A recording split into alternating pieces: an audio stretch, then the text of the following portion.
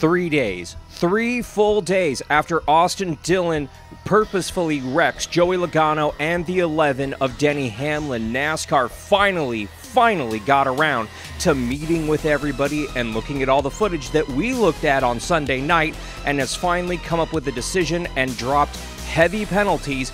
But are they enough, and did NASCAR drag their feet too long, and why exactly did this decision take 3 full days? Let's break it down. High, push it, checker flag, hell yeah! What's the caution for? Me? Can I not push it in? Stop anybody. Come on, he's going! Way to go, boys! One hell of a job, man, one hell of a job. Thank you so much. Welcome on into Shifting Gears.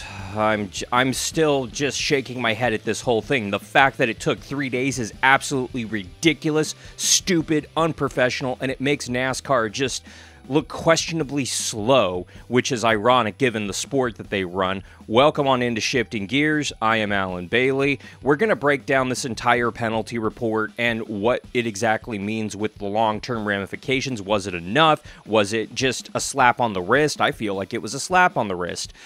So we're going to get on into it. Let me know what you think about the penalties in the comments down below. And while you're there, make sure that you go ahead and mash that subscribe button so that you do not miss a video. And of course, log on to arnrace.com for the latest motorsports news. ARN, the Motorsports Authority. Before I go any further, I want to thank you guys once again for watching live coverage of Orange Show Speedway on Low Budget TV on Saturday over the weekend. This coming Saturday, I'm actually going to be out at Irwindale Speedway calling the action out there. You can once again go ahead and come on out to the racetrack this Saturday night, or you can go ahead and watch on lowbudget.tv if you want to go ahead and check out some great Saturday night action. So let's go ahead and get into this actual penalty for Austin Dillon, who does keep the win. That is questionable at best, I think. But encumbered wins are back, meaning that Austin Dillon, the 3-car, and everybody over at RCR go ahead and keep the win. They keep the trophy. They keep the prize money associated with this actual win. However, they are not going to the playoffs. NASCAR said that this win will not count towards their playoff eligibility for the driver or the owner points. That is pretty massive. I'm okay with that. I don't think that this team deserves to be in the playoffs. We've all discussed it all week long that this is essentially a waste of a spot, and this does make the playoffs a little bit tighter. It does legitimize the playoffs just a little bit, and I don't necessarily agree with everything else that has come out of the penalty report today, Wednesday, 3 full days after the actual incident. Only 25 points for Austin Dillon, driver and owner over at RCR. I don't agree with that. It should be 50 at the bare minimum, 100 realistically. Really hit this team where it hurts. Make them finish further down in the points. Cost them even more money. He's going to lose his spotter for the next 3 races because of the whole wreck him comment on the radio. Turns out that was recorded. Turns out RCR is a lying guy and is totally wrong here. That was picked up on the scanner. That is official spotter audio. We can confirm. We confirmed it on Sunday night and Monday morning, and yet RCR was still on his, I never heard it, no one ever said it, it's not real, you can't believe it on the internet. Well, there's tape of it. Sorry, RC, you're busted. He's going to be 32nd in points again. I'm okay with that because the difference between 32nd in points and 16th in points is quite literally about $2 million. So any monetary fine wouldn't have hit them where it hurts. Taking off the playoff eligibility really hurts the 3-car because that's literally costing them in the ballpark of $2 million. And I wonder what other secondary sponsors they're going to lose because of this incident. I'm telling you right now, if I was sponsoring RCR, I'd pull my check. I'd say, no, based on this crap you're pulling on the racetrack, I don't want to be associated with you guys. I'm out. Peace.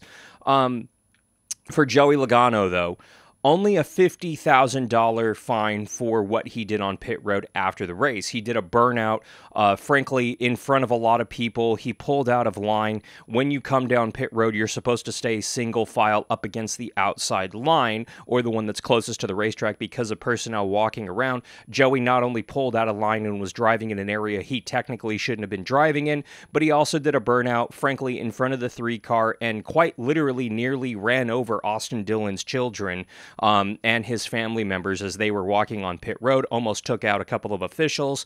The initial video looked pretty damning, and then we saw the onboard, and really, this is so much worse than we initially thought it was on Sunday night. I'm amazed that this isn't a $100,000 fine and potentially a suspension. This is not okay. Joey got out and was immediately confronted by NASCAR personnel, was screamed at by NASCAR personnel for the crap he pulled on pit road. That's not enough. I think that this team should be looking at a points penalty and at least $100,000, if not a suspension. I'm being dead serious. What Joey Logano did is so much more dangerous than right-hooking Denny Hamlin. That's on the racetrack. This is on pit road where there's literal people walking around. I saw the arguments online this week. Oh, children shouldn't be on pit road. Why not? This is a family sport. Let kids be on pit road in a safe capacity. And post-race, it should be okay for the literal driver's family to be able to get out to him to celebrate the win.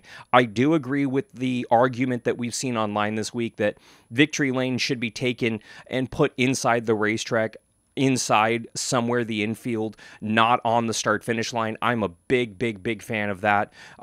Victory lanes that are in the center of the racetrack or somewhere between pit road and the racetrack are always problematic.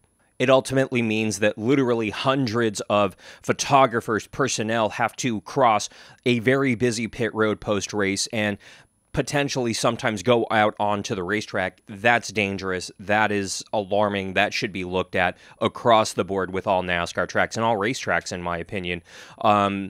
But that is another topic entirely. I simply do not think that these penalties are enough. There's no way around it. And Senior Vice President of Competition for NASCAR, Elton Sawyer, came out and auspiciously only did an interview for NASCAR.com with a NASCAR employee asking NASCAR-approved questions. That doesn't look suspicious at all. And he talked about the integrity of the playoffs. Again, our sport has been based on, strong emotions. Mm-hmm. It's been based off, win and you're in. But anything that we feel like from a sanctioning body that has crossed the line from a standpoint that compromises the integrity of our playoff format as well as our championship, we are going to get involved. Listen, we can sit here and talk about how the integrity of the playoffs is important, and I do agree that that is important. But I think that NASCAR threw the integrity of the playoffs completely out the freaking window when they went to this 16-driver format, when they went to this elimination-style format, and when they went to winner-take-all, 4 drivers all compete tied for the points going into a single race.